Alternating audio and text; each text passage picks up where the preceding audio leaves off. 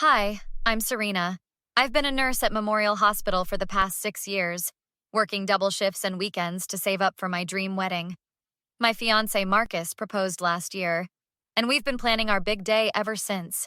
He's a software engineer, super smart, and the kindest guy I've ever met. You really want the beach venue? It's pretty pricey, babe. Marcus was scrolling through venue options on his laptop. I've been saving for this since before we even met. Trust me, we can afford it.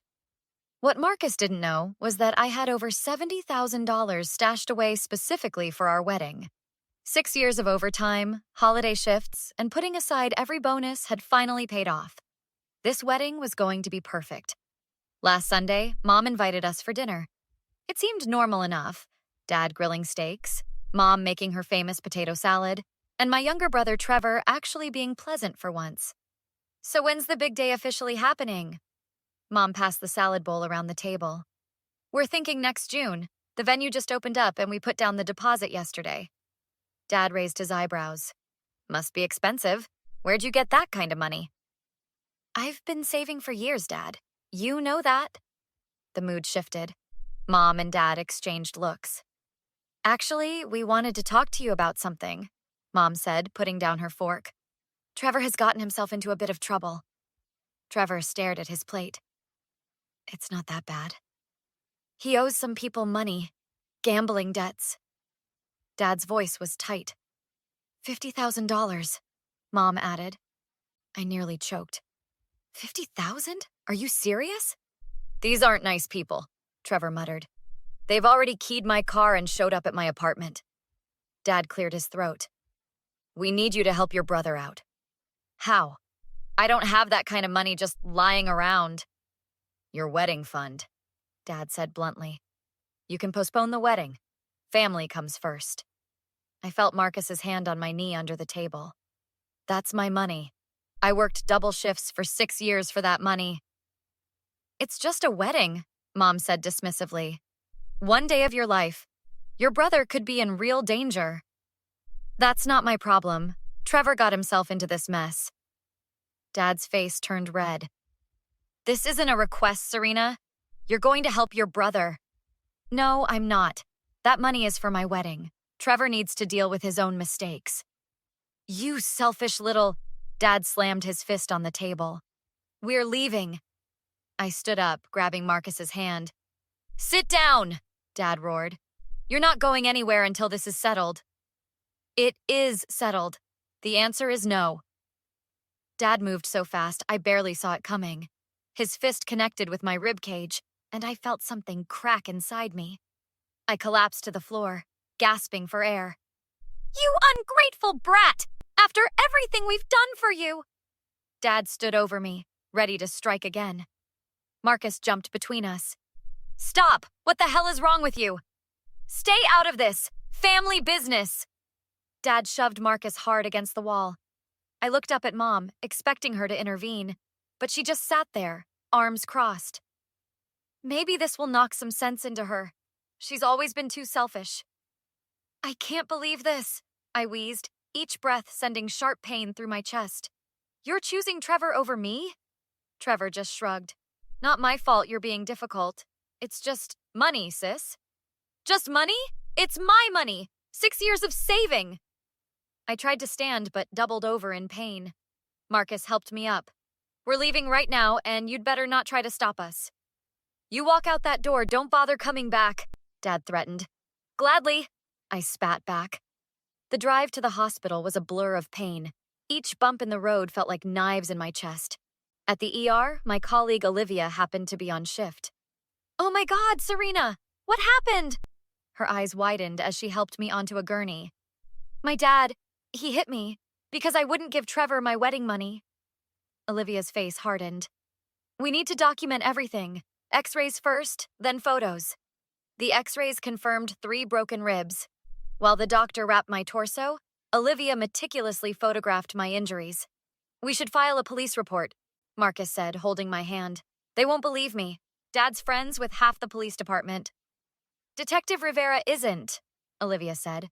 She handles domestic violence cases. I can call her right now. My phone kept buzzing with texts from Mom. You're overreacting. He barely touched you. This is what happens when you defy your father. Stop being dramatic and come home so we can sort this out. Marcus read them over my shoulder. They're already trying to spin this. Classic abuser playbook.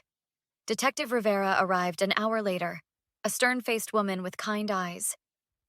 I need you to tell me exactly what happened, Serena. I recounted everything while she recorded my statement. Your father has no right to your money, and absolutely no right to assault you. We'll be paying him a visit. That night in the hospital, while Marcus slept in the chair beside me, I stared at the ceiling.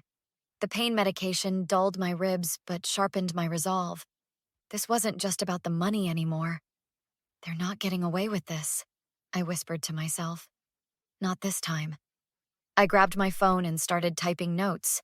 Dates, times, past incidents, witnesses. If they wanted war, I'd give them one. But unlike them, I'd play by the rules and win. Olivia came by the next morning with coffee for Marcus and a determined look on her face. I've been thinking. We need a plan to make sure they can't twist this around on you. I'm one step ahead of you, I replied, showing her my notes. This ends now. 2 weeks after getting out of the hospital, I met Olivia and Marcus at a cafe far from my parents' neighborhood. I bought this for you. Olivia slid a small device across the table. Voice-activated recorder, super sensitive, clips to your bra, totally invisible. Is that even legal? Marcus looked concerned. In this state, only one party needs to consent to recording. That's you, Serena. I clipped the recorder under my shirt. Perfect. Now I just need to get them talking. What's the plan exactly? Marcus squeezed my hand. First, I call Trevor. He's the weak link, always has been. Later that day, I met Trevor at a sports bar. He looked nervous, glancing around like someone might jump him. Thanks for meeting me. Didn't think you would after what happened. I'm still your sister, even if you're a complete screw-up. I ordered 2 beers. So how long has Dad been hitting you too? Trevor nearly choked on his drink. How did you... Come on. I've seen the bruises over the years. Those weren't all from playing ball. Since I was 12. Trevor stared into his beer. First time was when I broke his fishing rod. After that, it was whenever he had a bad day or I looked at him wrong. Did Mom ever try to stop him? Trevor laughed bitterly. Stop him? She'd tell him what I did wrong. Said it was building character. And you never thought to tell anyone? Who'd believe us? Dad's Mr. Community Leader. Besides, what he did to you was worse than anything he ever did to me. I leaned forward. What do you mean?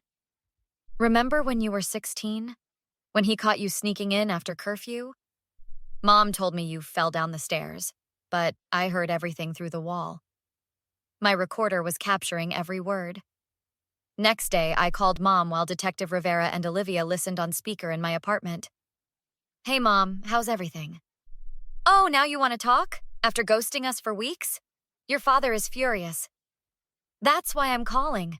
I want to apologize. Well, it's about time you came to your senses. I just need to understand why nobody helped me when Dad hit me. Don't be so dramatic. You provoked him. You know how he gets when he's challenged? Like when I was 16 and came home late? Silence on the line. Then, that was different. How? He broke my arm then and my ribs now. How is that different? We never took you to the hospital then. No one knew. We handled it privately like families should. Detective Rivera nodded, writing notes. So you knew he broke my arm and did nothing? What was I supposed to do? Leave him? Where would that leave us?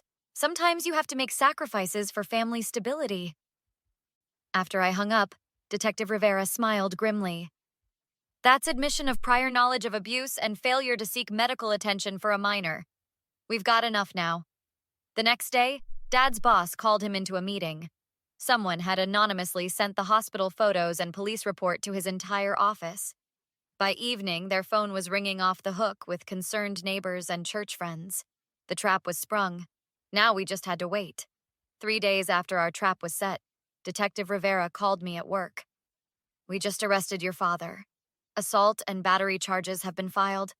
Thought you'd want to know. I nearly dropped the phone. Thank you. What happens now? Arraignment tomorrow. He'll probably be released on bail, but there's a restraining order in place. He can't come near you. That evening, my phone exploded with texts from Mom. How could you do this to our family? Your father is devastated. The neighbors won't even look at us. His boss put him on leave. You need to drop these ridiculous charges. I blocked her number. A week later, Trevor showed up at my apartment. Marcus stood protectively beside me as I opened the door. 5 minutes. That's all I'm asking. I let him in, but kept my distance. What do you want? Dad's lawyer says he could do actual jail time. This has gone too far, sis. Too far? He broke my ribs. He broke my arm when I was 16. He's sorry. We're all sorry. Your family destroyed itself. I'm just making sure there are consequences. Trevor ran his hands through his hair. What about my gambling debts? Those guys are still after me. Not my problem. Get a job. Several jobs. Please, Serena. We're blood. Doesn't that mean anything? It meant something to me. Never seemed to matter to any of you. After Trevor left, Marcus wrapped his arms around me. You okay? Better than okay. For the first time, I feel free. The court date arrived faster than expected. Olivia sat with me as we watched Dad in his suit, trying to look respectable. Mom glared at me from across the courtroom. The evidence was overwhelming. Hospital records, photos, recorded confessions, Trevor's testimony about witnessing past abuse. The judge didn't look impressed by Dad's community service record. Edward Thompson, I sentence you to 18 months in state prison for assault and battery, with an additional 6 months for the previously undocumented assault on a minor. Dad's face went white. The bailiff led him away in handcuffs. Outside the courthouse, Mom approached me, mascara streaking down her face. Are you happy now? You've ruined everything? You stood by while he hurt me, repeatedly. You laughed when he broke my ribs. I've lost everything because of you. My friends, my standing in the community. I have to sell the house. Actions have consequences, Mom, even yours. 6 months later, I walked down the beach aisle toward Marcus, my $70,000 wedding fund creating the perfect day I'd always dreamed of. Olivia stood as my maid of honor, beaming. My family's seats remained empty. Dad was serving his sentence. Mom had moved to a small apartment after selling the house to pay legal fees. Trevor was working 2 minimum wage jobs to slowly pay off his debts. As Marcus and I exchanged vows, I felt no regret, only peace. The cycle of abuse had ended with me. I'd stood up, fought back, and won. Some people call it revenge. I call it justice. What would you have done in Serena's position? Would you have completely cut off your family like she did? Or would you have given them another chance after they apologized? Is there a line family can cross where reconciliation becomes impossible? Or should blood ties always be given special consideration? Share your thoughts in the comments below. If this story resonated with you, please hit that like button. For more compelling stories about overcoming toxic relationships and finding justice, subscribe to our channel. Thanks for watching.